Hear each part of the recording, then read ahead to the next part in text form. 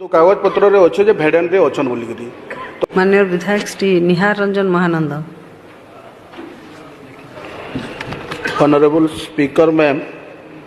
मोर निर्वाचन मंडली अताविरा रे भेड़न सीएससी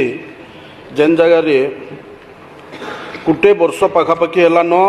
लैब टेक्नीशियन खाली पड़ीछन आ कागज पत्र रे आमर जे गायनिक डॉक्टर अच्छन से डेपुटेशन रे बरगढ़ के जाइछन किंतु कागज पत्र रे अच्छे जे भेड़न रे अच्छन बोलिकी तो गोटे लैब टेक्नीशियन पाखापाखि गोटे वर्ष गायनिक डॉक्टर सेफ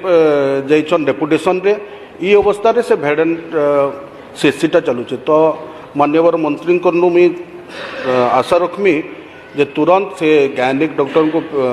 दिया जाऊ से भेड़न रे और जन वैकेंट होकर वर्षे है गोटे लैब टेक्नीशियन खाली पड़ी ताके पूरण करवार व्यवस्था करबी के। मान्यवर मोर बंधु निहार भाई जो प्रश्नटी उत्थापन करिसेंती निश्चित भाव में मुझे कथा कहूली डॉक्टर्स एवं पैरामेडिकल स्टाफ रो अभाव अच्छी